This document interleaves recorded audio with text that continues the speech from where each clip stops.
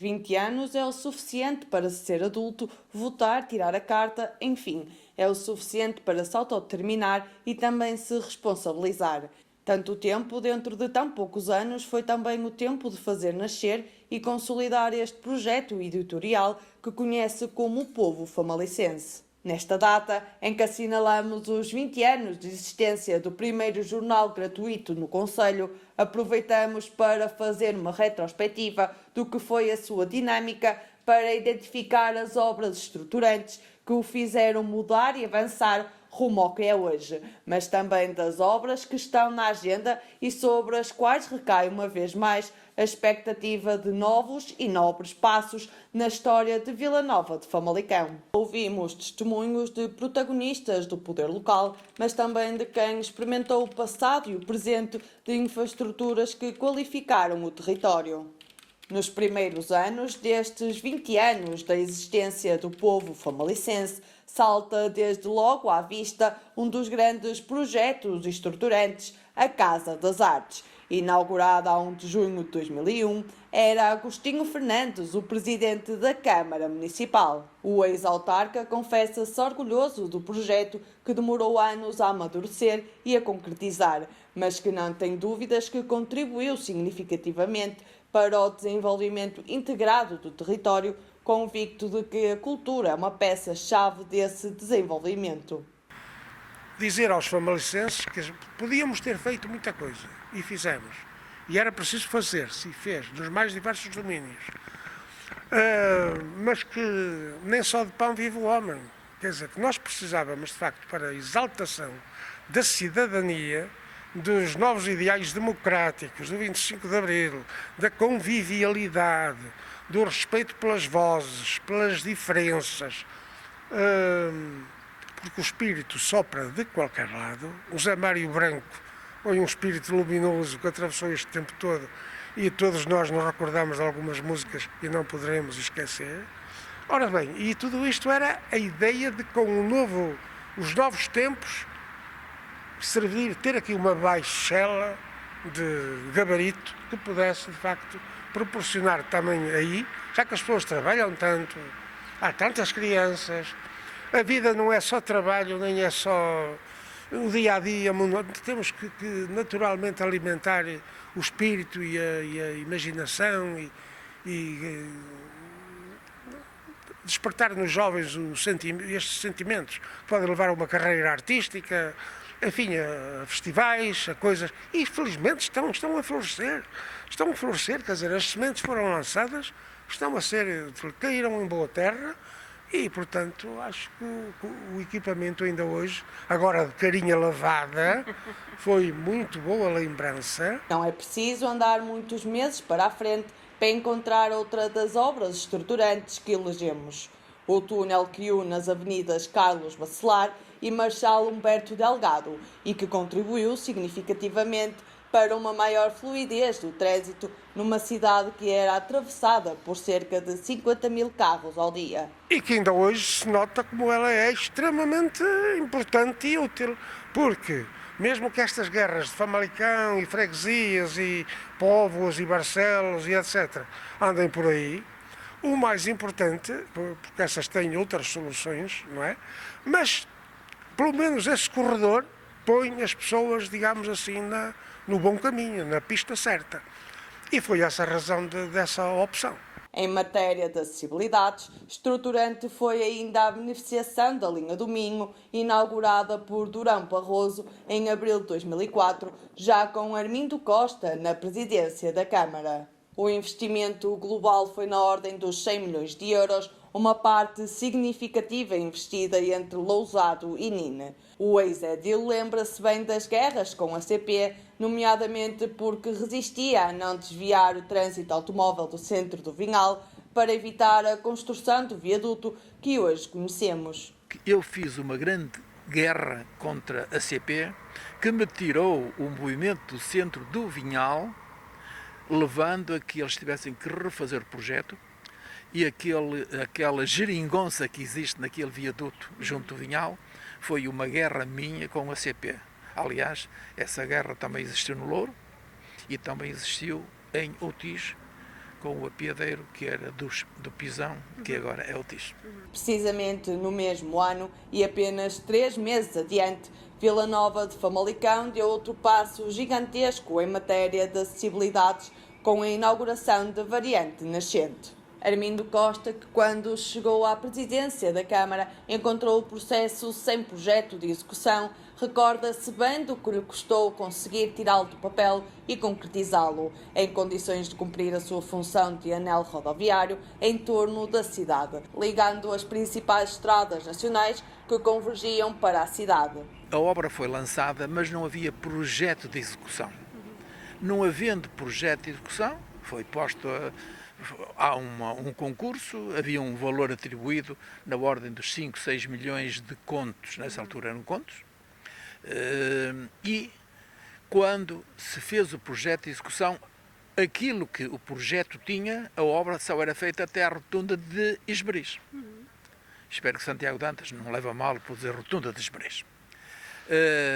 E faltava dinheiro para o viaduto até à rotunda do Eugénios, e faltava dinheiro para o garrafão, que é aquilo que se chama, em termos técnicos, que é a ligação da autoestrada a uma cintura, portanto a saída da autoestrada faz sempre através da portagem, a quem chamam garrafão. Ok.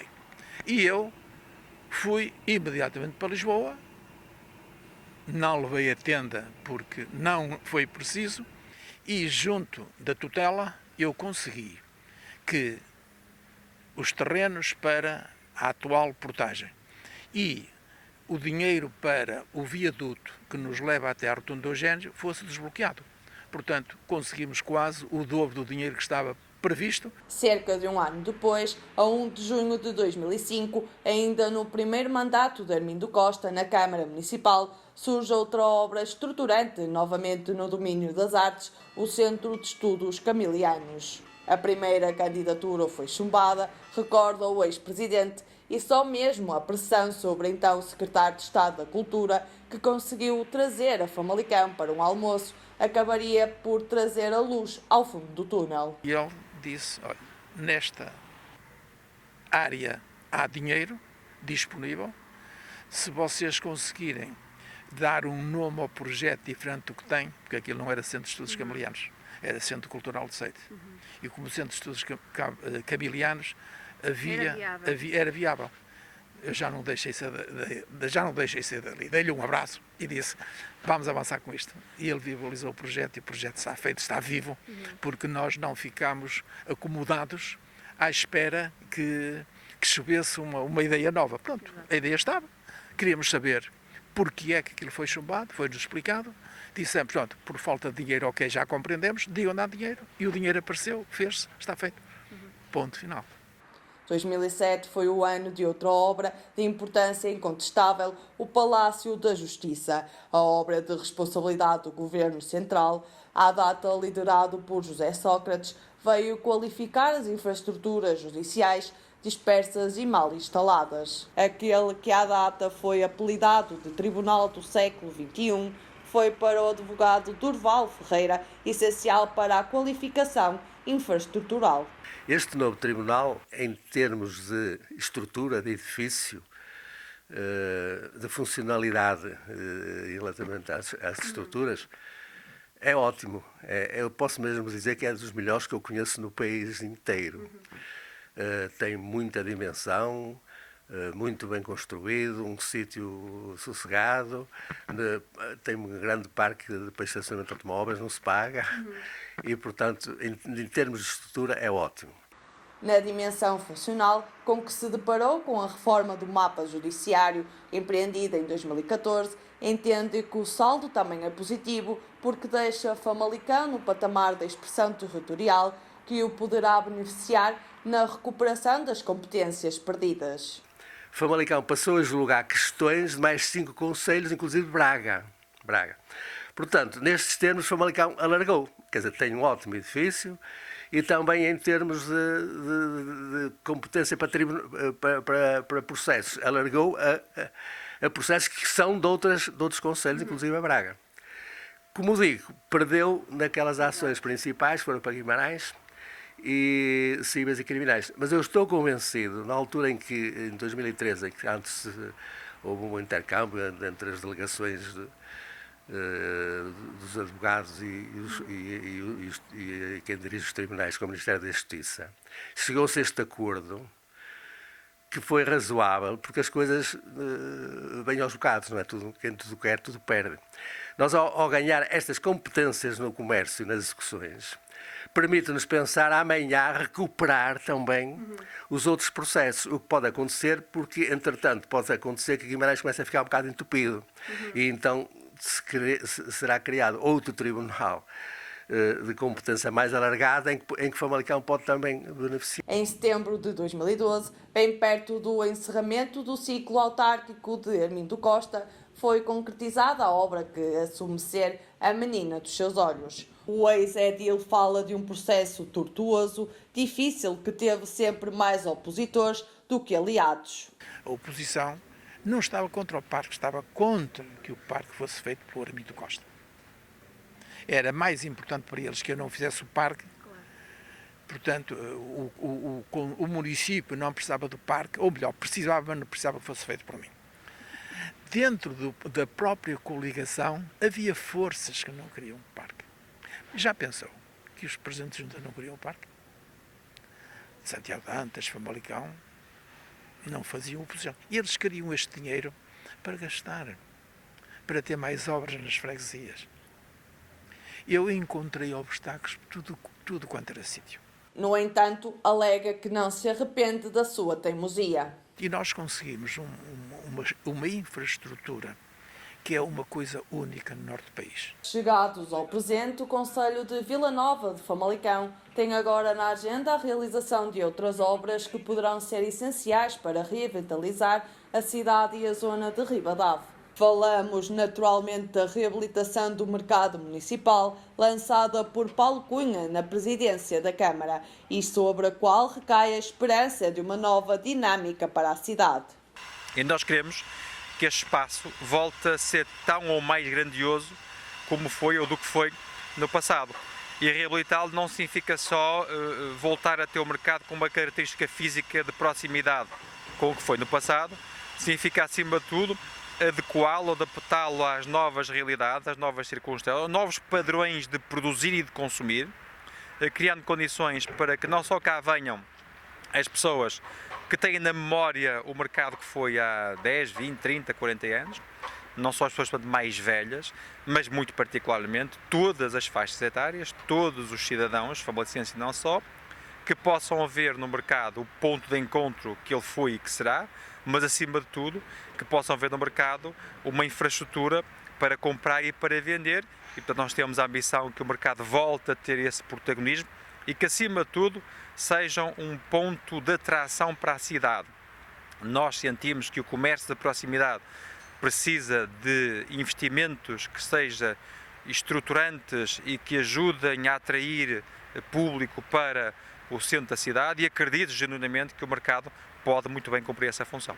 Igualmente em 2020, mas mais para o final do ano, deverá estar concluída a requalificação do Teatro Narciso Ferreira, que permitirá descentralizar a agenda cultural através de um equipamento moderno e ajustado às novas exigências do setor espetáculo. Para Paulo Cunha, ela tem condições de ser alicerce de um novo patamar da história de uma região de quem tem sofrido diversos reverses, primeiro com a crise do têxtil, depois com o encerramento de serviços, entre os quais educativos. Esta intervenção é uma intervenção que tem uma leitura de proteção do património, de revitalização do equipamento cultural, mas tem um significado muito mais abrangente, porque o sinal que dá à comunidade é que estamos a reerguer e a voltar a ter condições naquela região para que ela seja tão grandiosa e com uma dimensão tão eloquente como teve no passado. O edil famalicense espera também que este investimento público, associado a outros já executados, sirva de âncora a outros investimentos, nomeadamente privados. Porque nós sabemos que esses investimentos são investimentos âncora, ou seja, podem e vão-se adicionar outros investimentos, nomeadamente privados, que vão acontecer pelo facto de perceberem que as instâncias públicas estão a dar sinais inequívocos do que querem para aquela região. Se as instâncias públicas nada fizessem, os privados não teriam os aliciantes de contexto e de envolvente que são necessários para que esses investimentos fossem feitos. Ao fazê-lo como faremos, e o caso do Cineteatro é um exemplo, mas o caso do Museu da Indústria Têxtil, que também queremos deslocar para aquela região, é outro exemplo, e portanto, somados à intervenção na escola e a outras que estamos a fazer no contexto daquela região, na minha opinião, vão ter uma leitura clara da parte da comunidade, nomeadamente de quem investe no setor privado, de que aquela comunidade está a reerguer-se, voltará a ter condições para ter a tal dimensão e o tal fulgor, voltará a ter pessoas que lá querem viver, e tudo isto é, obviamente, uma tendência que, na minha opinião, no curto prazo vai redimensionar aquela região. Lado a lado, nestes 20 anos de obras estruturantes, seguimos levando semanalmente o povo famalicense até si. Foi com propriedade que nos afirmamos e é com um renovado sentido de responsabilidade que assumimos o compromisso de continuar a dar o melhor de nós para fazer chegar até si o melhor da informação, pertinente e célebre, sem prejuízo do rigor que se impõe ao exercício da nossa função.